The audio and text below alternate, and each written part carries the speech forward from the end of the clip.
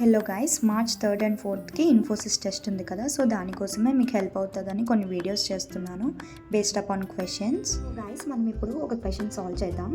So puzzle questions అనమాట. Puzzle క్వశ్చన్స్లో ఇది pattern 3x3 pattern అనమాట. సో ఇది సాల్వ్ చేయడానికి మనకు ఫస్ట్ ఈ లాజిక్ కలిసి ఉండాలి. ఏంటంటే ఈ చోటి అంటే ఏంటంటే, ఎప్పుడైనా మనం నెంబర్ ప్యాటర్న్స్ తీసుకున్నప్పుడు ఈ ఒక్క వర్డ్ గుర్తుంచుకుంటే మనకి నెంబర్ సిరీస్ మొత్తం గుర్తుండిపోతుంది. 15, 20, 25.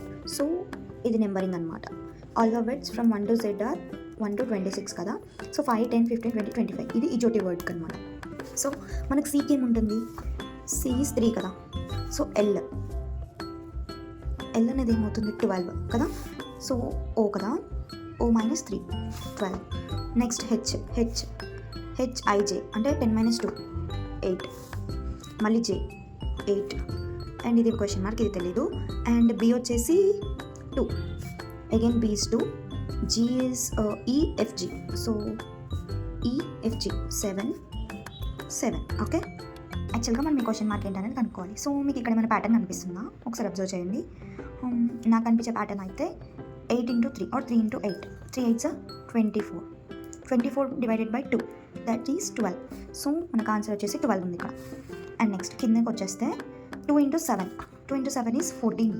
14 divided by 2, that is 7. So మనకు ఆన్సర్ వచ్చేసి ఇక్కడ 7 ఉంది. And next 8 into 2. 8 2s are 16. 16 divided by 2. Sorry, ఇక్కడ j = 10 అనుకుంటా, 8 కాదు. 10 into 2 is 20. 20 divided by 2, that is 10. So ఇక్కడ ఆన్సర్ వచ్చేసి 10 ఉంటుంది. 10 అంటే మనకు ఆల్రెడీ తెలిసింది ఏంటి? జే. సో ఇక్కడ వర్డ్ ఆన్సర్ వచ్చేసి జే. Subscribe to my channel for more videos.